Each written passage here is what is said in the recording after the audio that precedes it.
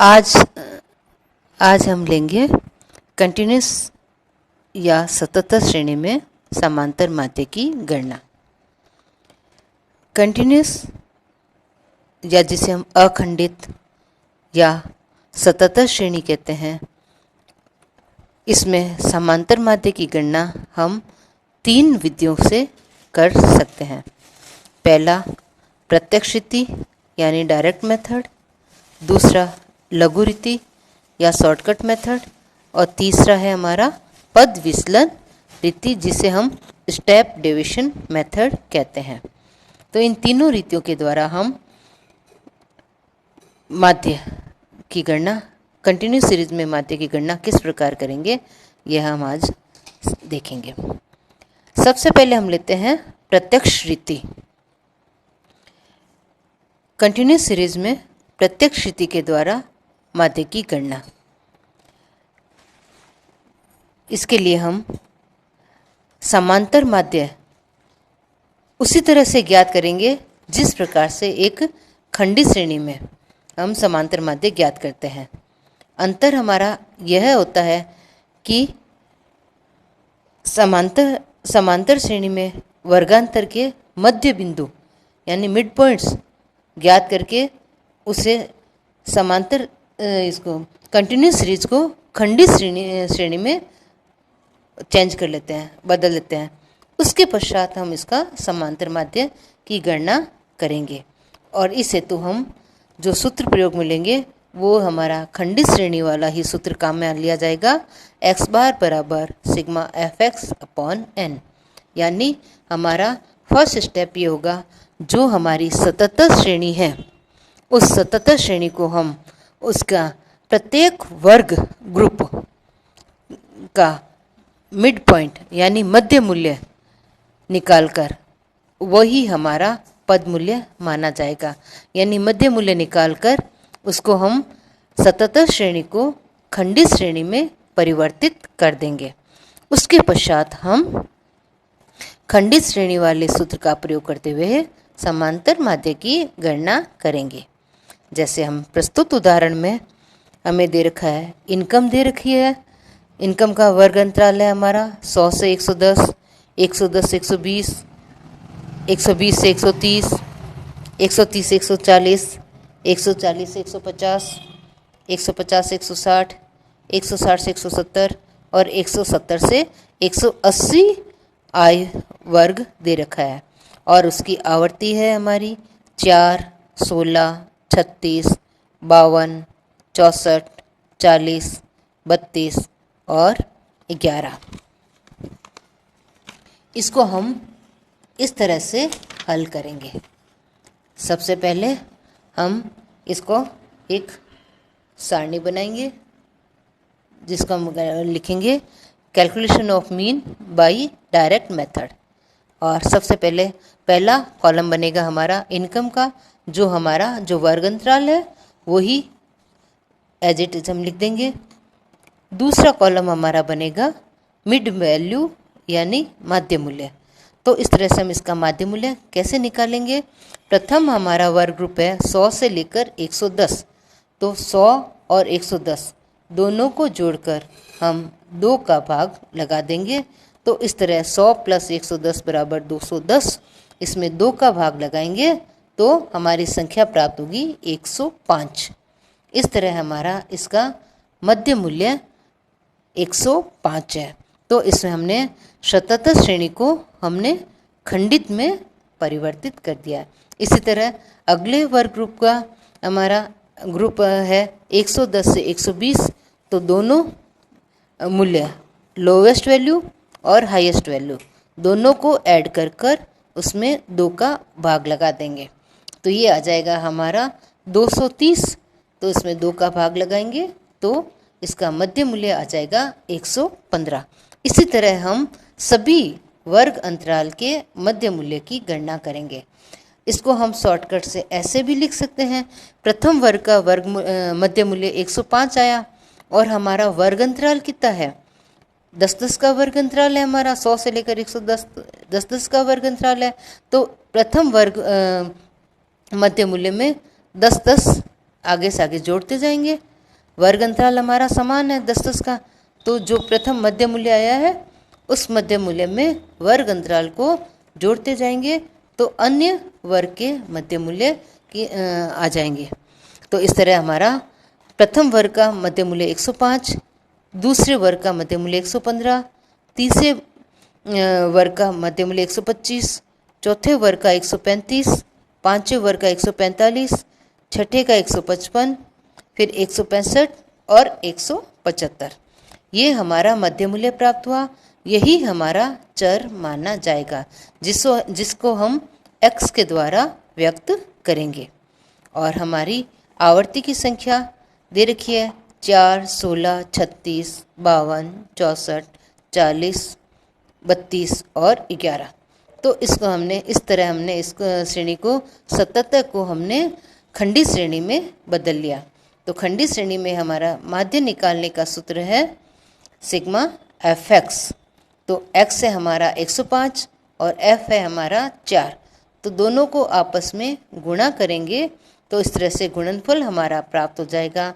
पहले वर्ग का 420, दूसरे का 1840, तीसरे वर्ग का 125 को 36 से गुणा करेंगे तो 4500, फिर 135 को 52 से गुणा करेंगे तो 7020, 145 को 64 से गुणा करेंगे तो 9280, 155 को 40 से गुणा करेंगे तो 6200, 165 को 32 से गुणा करेंगे तो 5280, 175 को 11 से गुणा करेंगे तो 1925। इस तरह हमने प्रत्येक वर्ग के मध्य मूल्य को उसके सामने अंकित आवर्ती से गुणा करके गुणनफल प्राप्त कर लिया। अब हमारा अगला स्टेप होगा कि जो गुणनफल हमें प्राप्त हुआ है उसका हम योग करते हैं, जिसको हम सिग्मा fx बोलते हैं। तो हमारा fx का योग हुआ 36,465 रुपये। और इसी तरह जो आवर्तियाँ हमें दे रखी है उसका योग हुआ, जिसको हम सिग्मा f भी कह सकते हैं या n से भी व्यक्त कर सकते हैं, तो वो हुआ 255। तो इस तरह हमारा सिग्मा fx 36,465 और सिग्मा f है 255। अब हम समांतर माध्य की गणना करेंगे। तो समांतर माध्य बराबर सिग्मा fx बटे सिग्मा f या n। तो सिग्मा fx है हमारा 36,465 डिवाइडेड बाई 255। इस तरह जब इसको हम हल करेंगे तो हमारी संख्या प्राप्त होगी 143 रुपये, यानी हमारा जो माध्य मूल्य है वो 143 रुपये आय है। इस तरह से हम 77 श्रेणी में प्रत्यक्ष रीति से समांतर माध्य को प्राप्त कर सकते हैं।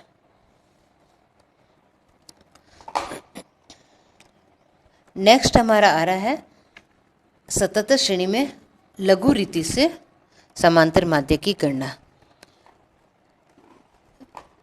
77 श्रेणी में समांतर माध्य यदि हम प्रत्यक्ष रीति से करते हैं और हमारे चर मूल्य की संख्या बहुत अधिक होती है या आवर्तियों की संख्या बहुत अधिक होती है तो गणना कार्य काफ़ी कठिन हो जाता है। तो इसको सरल करने के लिए हम लघु रीति का प्रयोग करते हैं। इस लघु रीति के द्वारा हम आसानी से माध्य की गणना कर सकते हैं उसमें। तो इसके लिए हम निम्न स्टेप्स को फॉलो करेंगे। सबसे पहले इस विधि में जो 77 श्रेणी के जो वर्ग हैं उनका हम मध्य मूल्य ज्ञात करेंगे, ठीक है। और उस जो हम मध्य मूल्य ज्ञात करेंगे वही हमारा x कहलाएगा। और इस मध्य मूल्य में से किसी एक को, मध्य बिंदु में किसी एक को हम कल्पित माध्य एज्यूम्ड मीन मान लेंगे। फिर प्रत्येक जो हमारा x का मान दे रखा है, मूल्य दे रखा है, उसमें से हम जिस मध्य मूल्य को हमने कल्पित माध्य माना है उसको घटाकर हम विचलन प्राप्त करेंगे, जिसको हम व्यक्त करेंगे x माइनस ए। x यानी पद मूल्य, a यानी एज्यूम्ड मीन, इससे ज्ञात करेंगे। और प्रत्येक प्रत्येक विचलन, जो विचलन प्राप्त होगा उसको हम आवर्ती से गुणा कर देंगे और गुणा करके जो योगफल प्राप्त होगा उसको हम सिग्मा एफ डी एक्स कहेंगे। यानी जो चर मूल्य से x में से कल्पित माध्य घटाएंगे तो जो राशि प्राप्त होगी उसे हम dx कहते हैं, और इस dx को जब f से गुणा कर देंगे तो ये हमारा f dx कहलाएगा, और इस f dx को का जब हम योग करेंगे तो ये सिग्मा f dx कहलाएगा, और n यहाँ पर होगा हमारा आवर्तियों का योग। इस तरह से इस स्टेप के द्वारा हम गणना कार्य करके फिर हम इस सूत्र का प्रयोग करेंगे, x बार बराबर a plus sigma F D x बटे एन। यहाँ पर हम ये बताते हैं a बराबर एज्यूम्ड मीन, यानी जिस पद मूल्य को हमने कल्पित माध्य माना है उसको a से व्यक्त किया गया है। सिग्मा एफ डी एक्स कल्पित माध्य से लिए गए विचलन को आवर्तियों से गुणनफल का योग सिग्मा एफ डी एक्स कहलाता है, और n आवर्तियों का योग।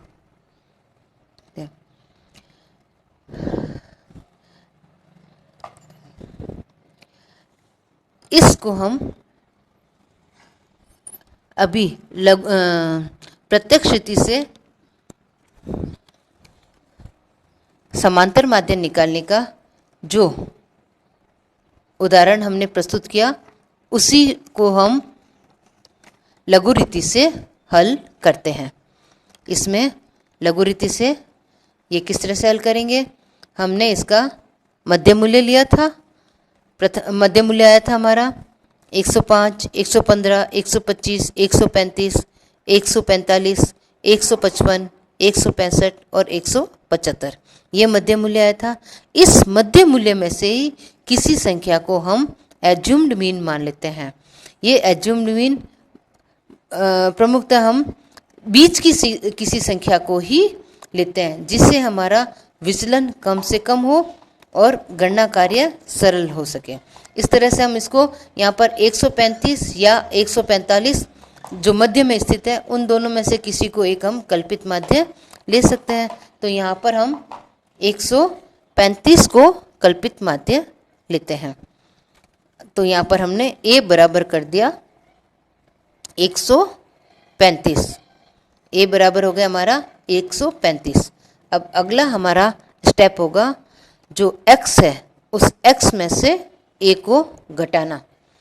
तो x, पहला x है हमारा, पहले वर्ग अंतराल 100 से 110 में x है हमारा 105 और कल्पित माध्य 135। तो 105 में से 135 घटा देंगे तो ये आएगा हमारा माइनस के 30। यहाँ पर हमें साइन का ध्यान रखना है, प्लस माइनस साइन का ध्यान रखते हुए गणना कार्य करना है। इसी तरह दूसरा मध्य मूल्य है हमारा 115। इस 115 में से हम 135 को घटा देंगे तो ये हमारा मूल्य प्राप्त होगा माइनस का 20। इसी तरह तीसरे वर्ग अंतराल 120-130 में से का मध्य मूल्य है 125। इसमें से हम 135 को जब घटाएंगे तो हमें राशि प्राप्त होगी, मूल्य प्राप्त होगा माइनस का 10। इस तरह अगले वर्ग ग्रुप 130 से 140 का मध्य मूल्य हमारा 135।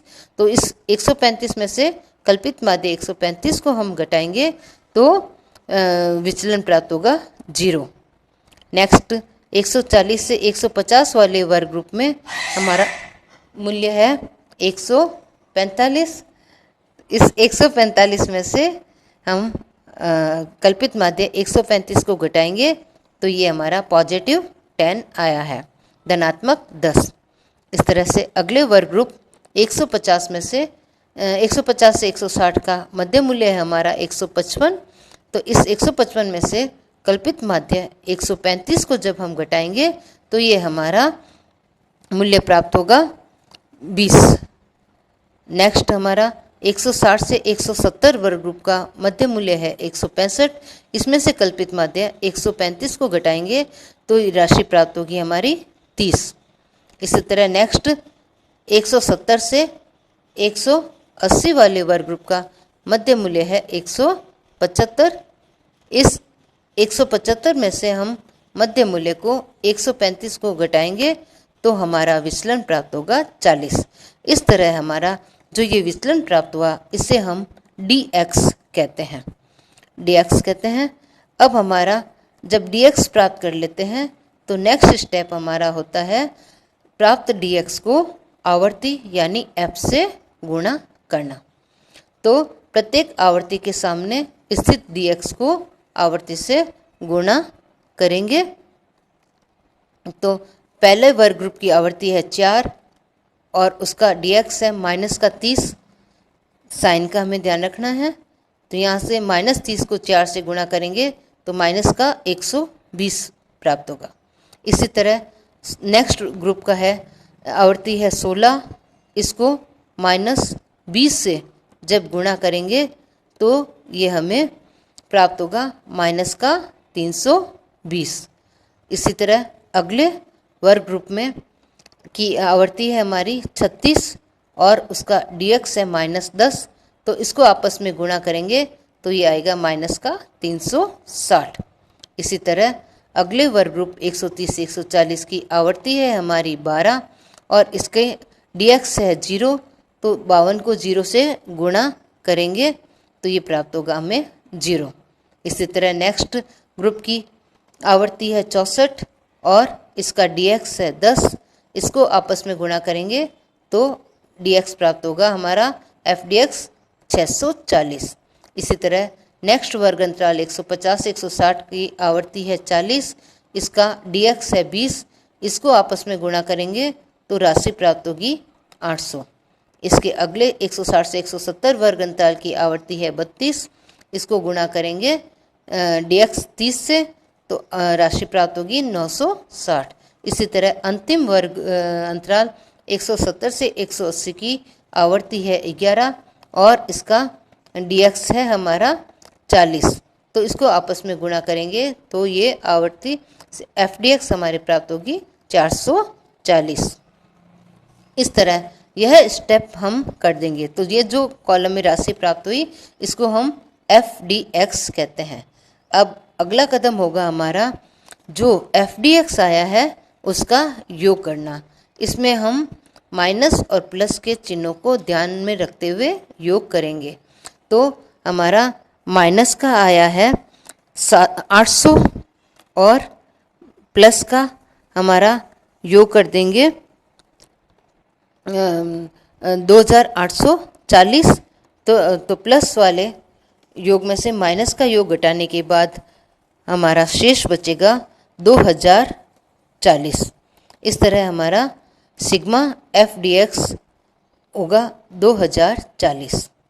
सिग्मा fdx निकाल लिया। इसी तरह हम आगे यहाँ पर f का भी योग कर लेंगे तो f का हमारा योग होगा 255 हो गया। तो अब हम इसको इस सूत्र की सहायता से हम इसका माध्य मूल्य की गणना करेंगे। सूत्र हमारा यही है x बार बराबर a plus sigma f dx बटे n। तो यहाँ पर सूत्र में मान रखने पर a है, a हमने माना है 135 को, तो a हो गया 135 प्लस सिग्मा f dx है हमारा 2040, तो इसकी जगह हम मान लिख देंगे 2040 और सिग्मा n या सिग्मा f है हमारा 255, तो बटे 255 लिख देंगे। अब हम इसको हल करेंगे तो 135 प्लस 2040 में 255 का भाग देंगे तो ये आएगा हमारा 8। तो 135 में जब हम 8 जोड़ देंगे तो ये हो गया हमारा 143। तो इस तरह हमारे 77 श्रेणी में लघु रीति से मध्य मूल्य प्राप्त हुआ 143 रुपये।